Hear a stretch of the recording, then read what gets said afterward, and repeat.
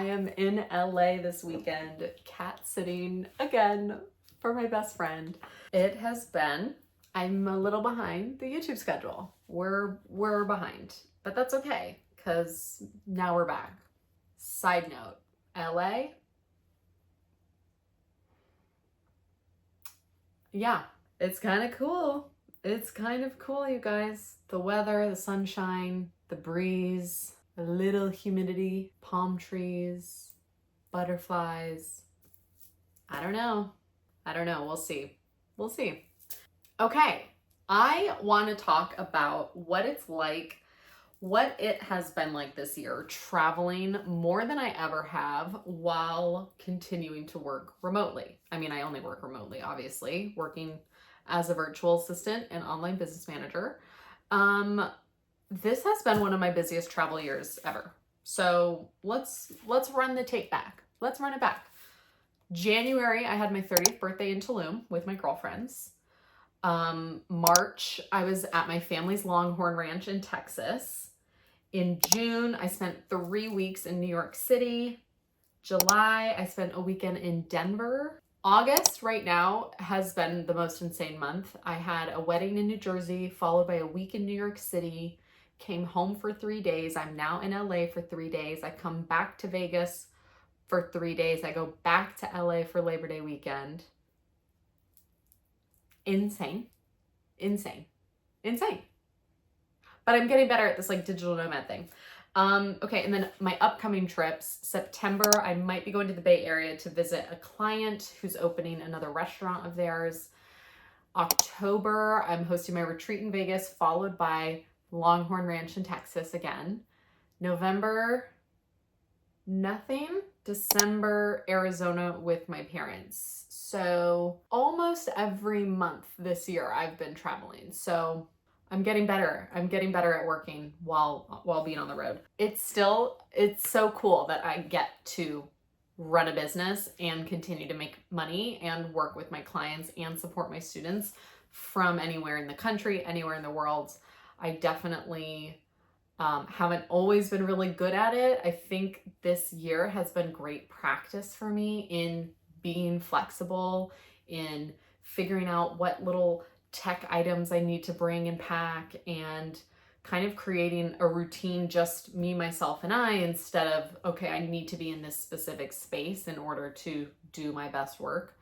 So yeah, it's been a great year of travel, and it's only August, but I can't believe this year has flown by already. Okay, so let's talk about my favorite travel items that I cannot do without. And I'm going to do my best to link all of these down in the description. But my base carry-on travel, I have the carry-on in the checked bag. My base carry-on in the maple brown because we love my brand aesthetic. Cannot live without that. And the packing cubes are a game changer. And I have to always have my Dagny Dover laptop bag. Naomi, my friend, gifted me this bag a couple years ago, and it's the best laptop bag. I get so many compliments on it all the time at the airport, but it has so many compartments and pockets, and it slips right. It has like a trolley pass through, so it goes right on my carry-on handle seamlessly. Obsessed with that. And it fits my 16-inch MacBook Pro. Yeah, it's big. It's big and it's heavy, to be honest. But again, I need, like, if I'm traveling, I don't have my monitor as a second screen, so I need a bigger screen. I'm looking at it right now and I just love it so much. Because I'm a grandma. Like, I need a big screen. I'm like zooming in, I'm like trying to figure out like what I'm looking at. Here, let me show you the current setup. So at my friend's apartment, she has this amazing thing on her desk that I always use. I did throw in my wireless keyboard and trackpad, so, you know, I can always just have it raised, which is like so clutch. Clutch. Who says clutch anymore?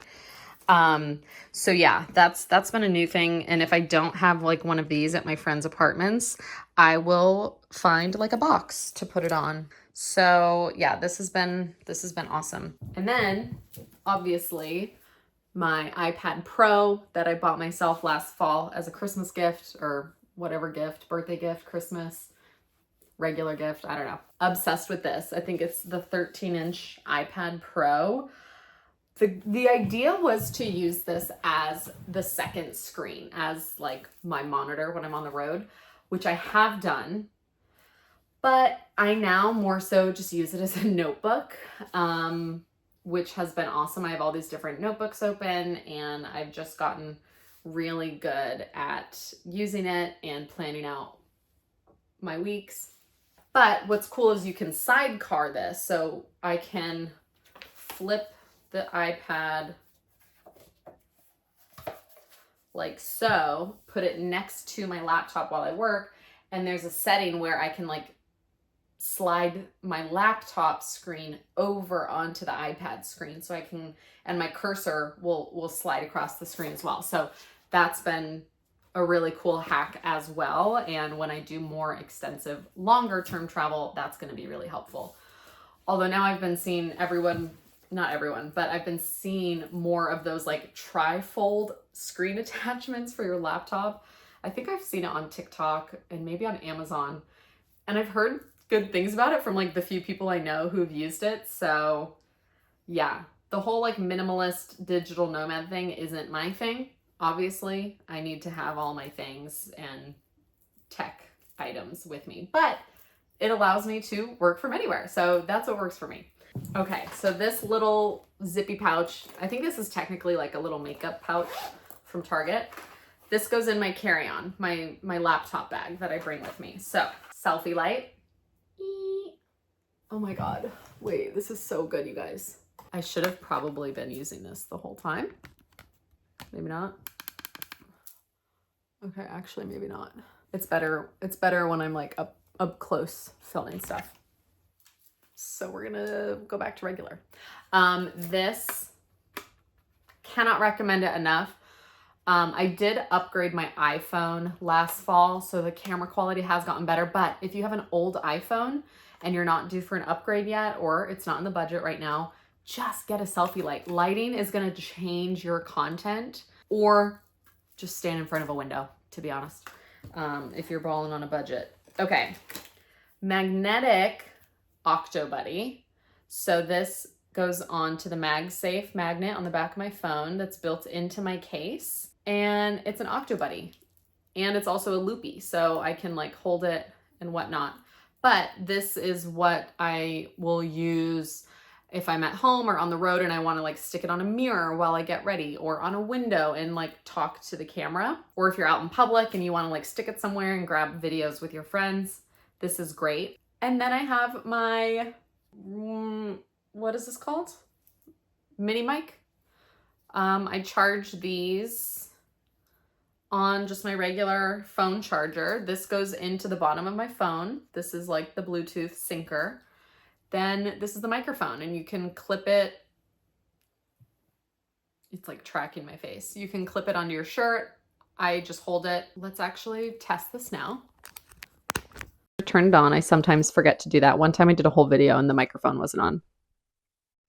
So this microphone is great. Sometimes it isn't the most clear though, or sometimes it feels like a little muffled. So I don't always use this when creating content, but it's kind of nice to sometimes play around with it. And it's so tiny and you can throw it in any bag.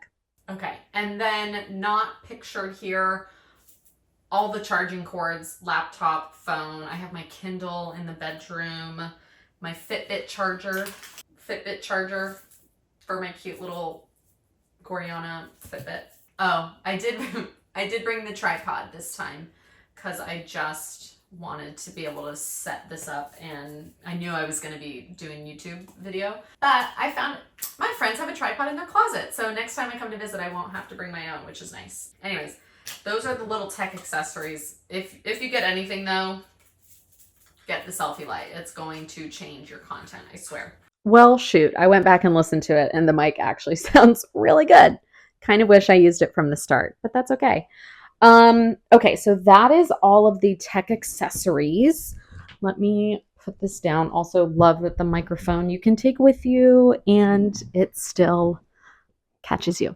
I think it's important to note that it's as an online service provider who works remotely, it's really important to make sure you're getting all of your work done in a timely manner, especially when you're traveling, right? I think one of the biggest hesitations that clients have when first making this kind of hire in their business is, how am I going to know if you're doing your work? What if you're behind? Like, it's all of these like preconceived worries, these kind of like they're thinking ahead. It's not actually happening. But they're always like, well, what if things don't get done? So especially when I'm traveling a lot, I'm always making sure that I am extra on top of my deadlines for my clients, because I actually hate working remotely in the sense of like traveling and working. Like if I'm at home and working, that's like my normal setup.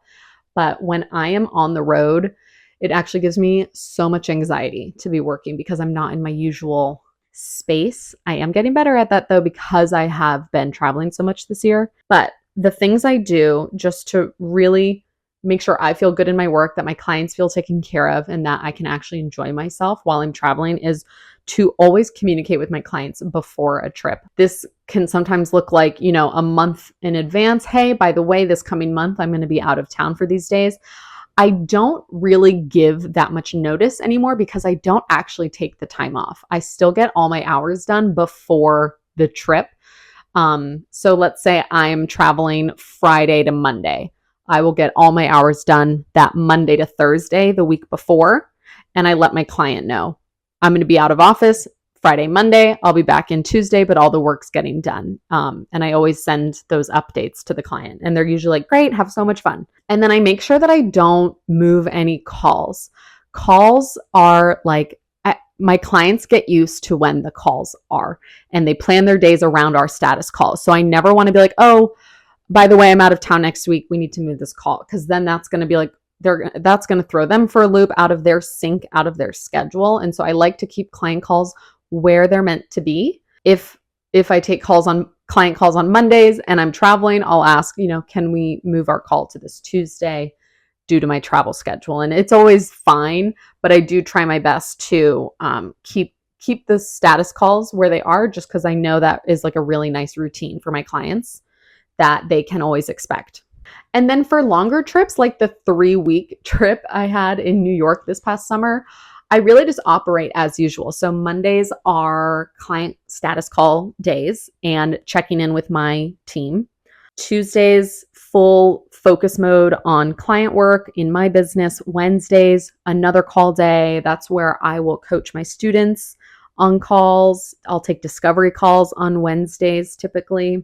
Thursday is another deep focus work day. And Fridays, I'm always done by 1 or 2 p.m. year round.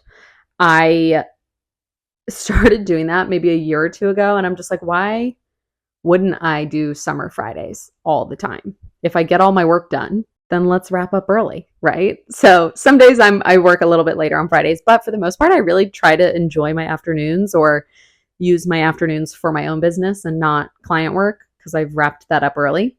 I don't work much on Fridays, which is really fun and cool. And then if I'm launching something like this previous week, Sam and I were relaunching Influencer OBM Academy. I was on the road the week prior. And a few weeks ago when I was booking that trip, I was like, I wanted to do New York for another 2 or 3 weeks, but I realized, I'm going to be launching and I can't launch when I'm on the road. There's so much that goes into a launch. Like, I need to be in my space, in my routine. So a lot of the work we got done ahead of time though. So like all of our email campaigns, all of our checkout pages, sales pages, open house details, like content ideas were mapped out weeks prior. So I felt good being in New York the week before and enjoying myself while still getting work done. But yeah, this past week I was back home in Las Vegas and fully present for launch week and our open house. So I think that was a good call, because creature of habit. type A. I like being in my space. So yeah, it's been a really busy year with lots of travel. And I think, like I've mentioned, it's been really good practice for me in still getting a lot of work done, still having really, successful income months, successful launches while being on the road, because I do plan on going back to Europe next spring, early summer, for at least a month, ideally two. But the last time I went to Europe, it was Lisbon in like May 2022. I went with my friend and my client, Naomi, and we did like a little work remote thing. And I really wanted to see what it was going to be like to be a digital nomad. So I didn't take any time off. I didn't pause. I didn't move anything. I literally just operated as usual because I wanted to see what it was going to be like to be working fully and just being in another country, in another time zone. Lesson learned, it kind of sucked, to be honest. I had so much client work on my plate. This was even before I had programs I had created. I hadn't even launched Influencer Support Method yet. So I was really just in client work, and I was still hopping on all the calls and doing all of the things. And there was even like, we went to this pastry class, and I remember having to leave early because I had to go hop on a client call. And I'm like, that's not ideal. Like, I should have really just given myself a little vacation window to actually enjoy myself, because this was like the dream trip I wanted to go on. And I've always wanted to go to Portugal. And so also it was Mercury retrograde. So lesson learned there too. I had passport issues. There was, airport chaos, Airbnbs canceled on us like the week of, like, it was a whole mess. So lesson learned. But knowing that I'm going to be going to Europe and still working next May, June, it's nice knowing, okay, that's the deadline. So I have this runway to restructure my business in a way that's going to allow me to fully enjoy myself while still putting like my best work out there. So my main priority in preparation for that, the goal is to next May, when I'm working in Europe, I want my main priorities to be creating content so that I can grow my business and the visibility around my programs, and supporting my students inside those programs. That is like those are the two things I love doing the most, and like where I want most of my energy and attention to be.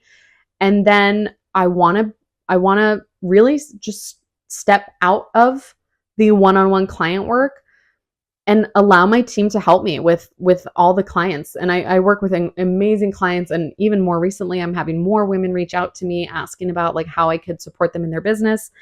But I really, by next May, hope to be scaling a little bit more backwards, scaling back from super, super hands-on one-on-one client work, and building my team and allowing them to really step in and support the client work so I can really own like the strategist role, and they can help with the implementation. So that's been a really exciting kind of business journey and reflection I've been doing lately. I will say, reading this book, 10x is easier than 2x, has been a game changer. If you feel like you're just like in this kind of limbo period, and like you're ready to explode your business and grow or restructure in a way to allow you to scale, this book I cannot recommend enough. I've been obsessed with it. I'm still reading it. I'm taking very detailed notes, and like they ask really good questions at the end of each chapter. So that's been really fun to reflect on. But yeah, it's been cool getting better at this whole traveling and working thing. And I'm excited to be in LA for the weekend. I'll be back more for sure, visiting my best friend. I actually spontaneously just bought myself a ticket to Disneyland tomorrow. So I'm going to take myself on a solo little half-day trip to Disneyland. I'll continue documenting the rest of my weekend. But if you have any questions about what it's like to work remotely, how to get started, I have resources for you linked below, free trainings, guides, you name it. But it's been really cool for those of you that are also in the virtual kind of online space and are traveling more while working, I'd love to hear from you on like what your favorite tools are, what your on the road routines have been that have been super helpful for you. And yeah, if you have any questions about what it's like to be a virtual assistant or an online business manager, drop them in the comments. And please come over to Instagram and say hi. Let me know what else you want to see on my channel. But I hope you all are having a beautiful week. And I'm excited to continue documenting these work remote trips. And it'll be really cool to look back on this video when I am in Europe next spring and be like, did we do it? Yeah, we did. Yeah, we did. Of course we did. All right, my loves, I will talk to you soon and I'll see you in my next video.